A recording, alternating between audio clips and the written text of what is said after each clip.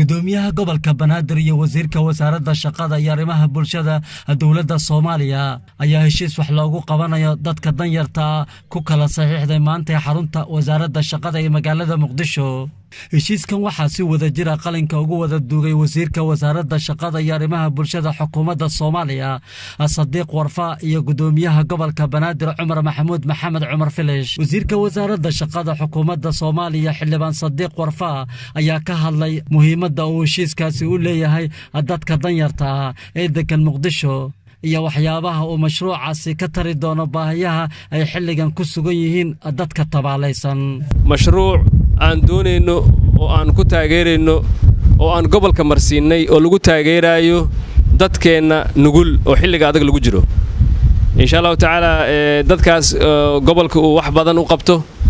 inaan ku faraxsanahay in wasaaradii inay mataqaana qaybteeda qaadanayso sideedu waxaan aaminsanahay gudoomiye in maamulka la daadiyo sharaf ay u tahay dawladda federaalka Soomaaliyeed wada shaqaynta fiican ee dawladda federaalka iyo ka dhaxaysa gobolka Banaadir maanta in gobolkii wasaaradii dawladda federaalka kamid ah inuu yimaado oo mashruuc aan ka wada shaqeyno aad bay sharaf noogu tahay mashruucan adiga ayaa mas'uulka hadda laga bilaabo waa dadkaas baahan oo masaakiinta oo barakacayaasha ah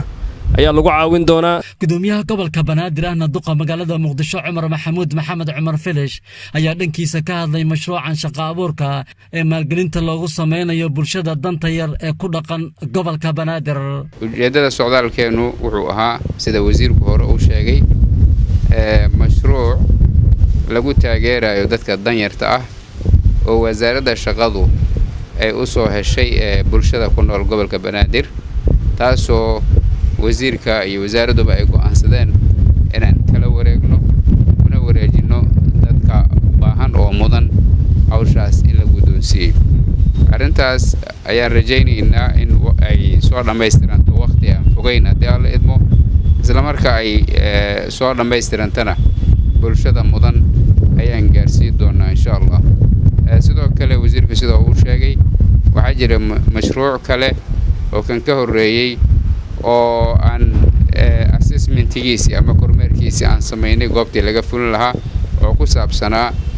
aqoonta iyo dadka darbiga jiifka ah in mataqaana meel lagu xanaaneeyo loo dhiso taasna sida uu sheegay wasiirku waxaan qorsheynaynaa inay naga caawiso dawladda Qatar. Maxamed Cali Weheliye Universal TV magaalada Muqdisho.